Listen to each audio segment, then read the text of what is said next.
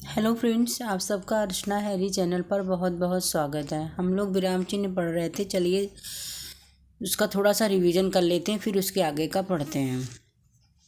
विराम चिन्ह किसे कहते हैं? हिंदी भाषा में लिखते समय जब हमें रुकना पड़ता है, उस प्रक्रिया को स्पष्ट करने के लिए जिन चिन्हों का प्रयोग किया जाता है उन्हें ही हम विराम चिन्ह कहते हैं। जैसे जैसे विराम चिन्ह के कई प्रकार होते हैं। जैसे पूर्ण विराम। पूर्ण विराम वाक्य के अंत में लगाया जाता है जब वाक्य कंप्लीट हो जाता है और उसका वो एक सीधी लाइन जैसा ही होता है। ऐसे तो आज अच्छी हवा चल रही है, ये वाक्य कंप्लीट हो गया। इसके लास्ट में एक लाइन ऐसे खींच देंगे, ये फुल स्टॉप होता है। उसे खेलने का बहुत शौक है, ये वाक्य कंप्लीट हो गया। इसके लास्ट में फुल स्टॉप लगा देंगे, मतलब पूर्ण विराम का निशान लगाएंगे। अब आता है अल्प विराम। अल्प विराम कॉमा कहते हैं।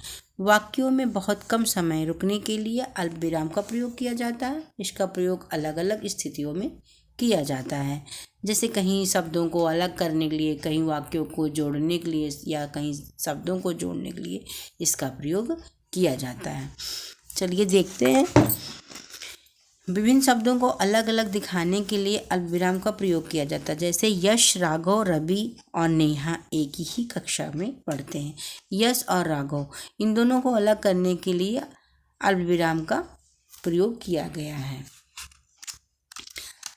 अगर इन दोनों को बीच में अगर हम कॉमा ना लगाते तो ये दोनों वाक्य एक में मिल जाते और स्पष्ट नहीं हो पाते। चलिए, जैसे यहाँ पे है, आपके पास हिंदी, अंग्रेजी और विज्ञान की पुस्तक है, तो हिंदी और अंग्रेजी को अलग करने के लिए हमें कॉमा यहाँ पे लगाना पड़ा हमें।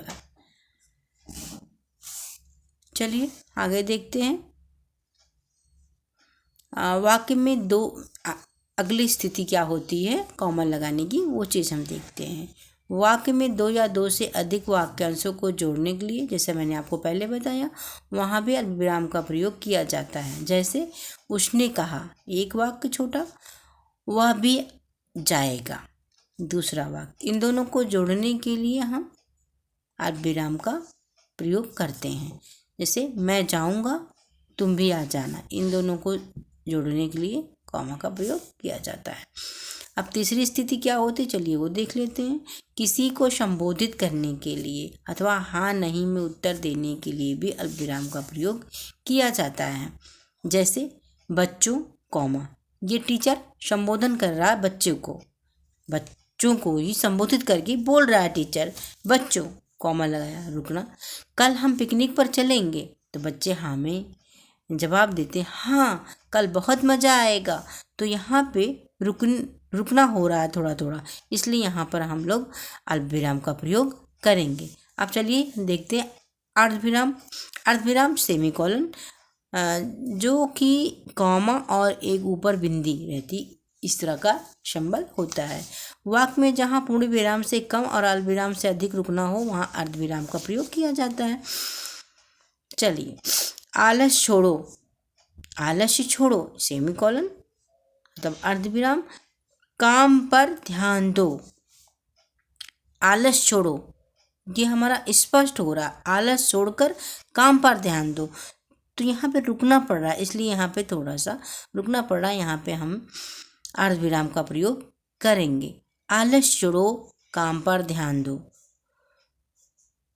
अगर हम ऐसे बोल दें आलस छोड़ो, काम पर ध्यान दो, तो पता नहीं चल रहा कि आलस छोड़कर काम करना है या ऐसे। तो इसलिए यहाँ पर हम अर्धविराम का चिन्ह लगाएंगे। आलस छोड़ो, काम पर ध्यान दो। आकाश में काले बादल छा गए, बिजली चमकने लगी। यहाँ पे थोड़ा रुकना पड़ रहा है, इसलिए हम यहाँ पर अर्धविराम का प्रयोग करेंगे। अब आता है प्रश्नसूचक। प्रश्नसूचक चिन्ह वहाँ पर प्रयोग होता है जहाँ पे कोई प्रश्न पूछता है या प्रश्न करता है, और प्रश्नसूचक चिन्ह वाक्य के अंत में ही प्रयोग किया जाता है। जैसे जहाँ कोई प्रश्न पूछा जाए वहाँ प्रश्नसूचक का प्रयोग किया जाता है। इसका प्रयोग भी वाक्य के अंत में होता है, जैसा मैंने आपको बता चुकी हूँ।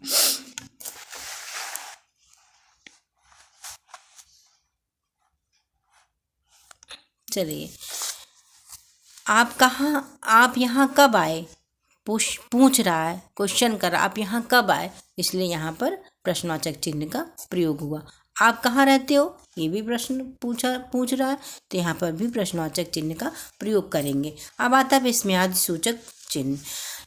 विस्मयादि सूचक चिन्ह वहाँ पर प्रयोग किया जाता है जहाँ पे हर्ष, शोक, घृणा, प्रेम, आश्चर्य, भय आदि मन के भावों को प्रकट करने के लिए विस्मयादि सूचक चिन्हों का प्रयोग किया जाता है। जैसे वाह, तुमने तो कमाल ही कर दिया, यहाँ पर खुशी व्यक्त की जा रही, इसलिए यहाँ पर विस्मयादि सूचक चिन्ह का प्रयोग हुआ है। छी छी, कितनी बदबू है, तो यहाँ पर क्या घृणा प्रकट हो रहा है, तो यहाँ पर भी विस्मयादि सूचक चिन्ह का प्रयोग करेंगे। अब उद्धरण चिन्ह आता है। उद्धरण चिन्ह का प्रयोग वहाँ पर किए जाते हैं जैसे किसी पुस्तक का नाम, शीर्षक अथवा व्यक्ति के उपनाम, पदवी आदि के साथ किया जाता है।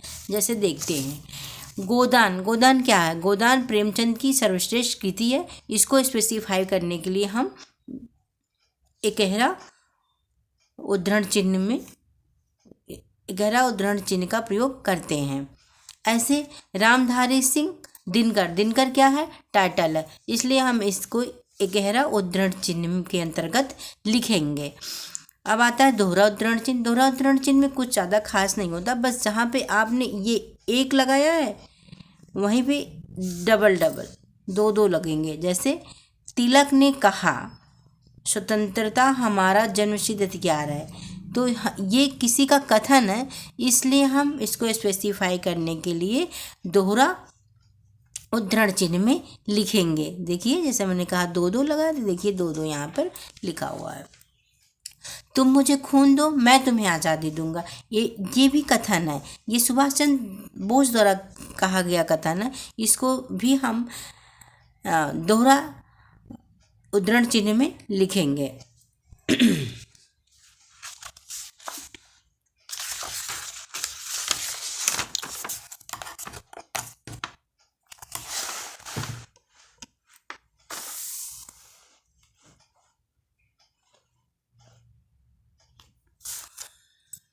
चलिए, अब आता है योजक चिन्ह। योजक चिन्ह एक ऐसे लाइन होती है। योजक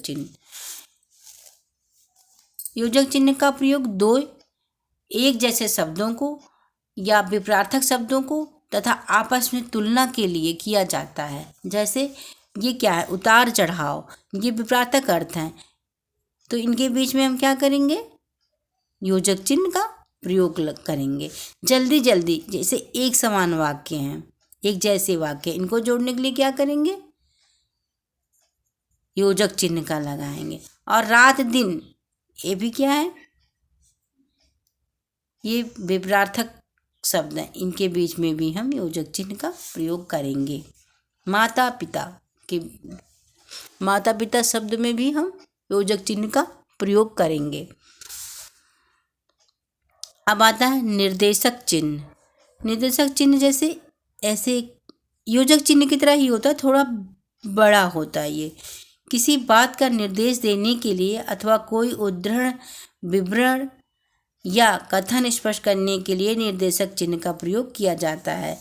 जैसे हिंदी भाषा में वचन की दो भेद होते हैं, जैसे दो भेद हैं, तो ये बता रहा, कोई कथन कह रहा कि मतलब हिंदी भाषा में वचन के दो भेद होते हैं, तो यहाँ पर हम योजक चिन्ह का प्रयोग करेंगे। जैसे एक वचन और बहुवचन।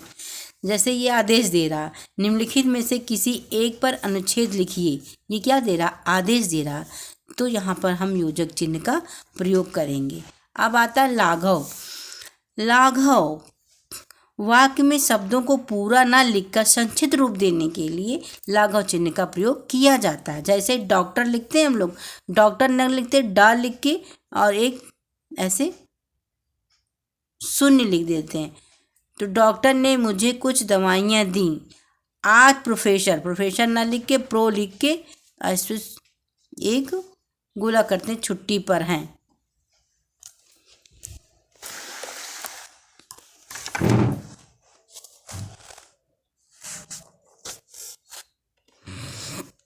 अब आता कोष्ठक।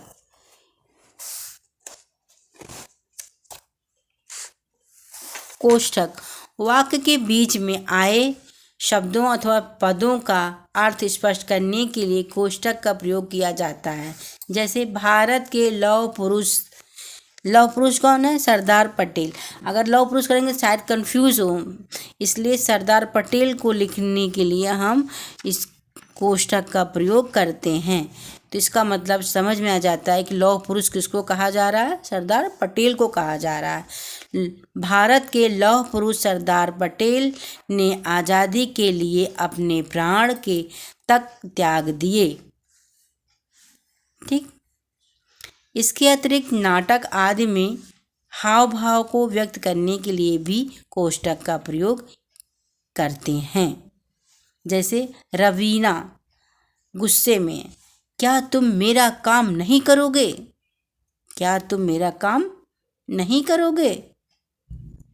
तो ये कोष्ठक में लिख देने से इसका अर्थ स्पष्ट हो जाता है। जैसे यहाँ पर अगर लौह पुरुष ने, तो लौह पुरुष किसके लिए कहा है ये स्पष्ट नहीं हो रहा था, लेकिन अगर कोष्ठक में हमने सरदार पटेल लिख दिया तो एकदम क्लियर हो गया कि हाँ ये सरदार पटेल के लिए ही लौह पुरुष शब्द का प्रयोग किया जा रहा है। थैंक यू बच्चों।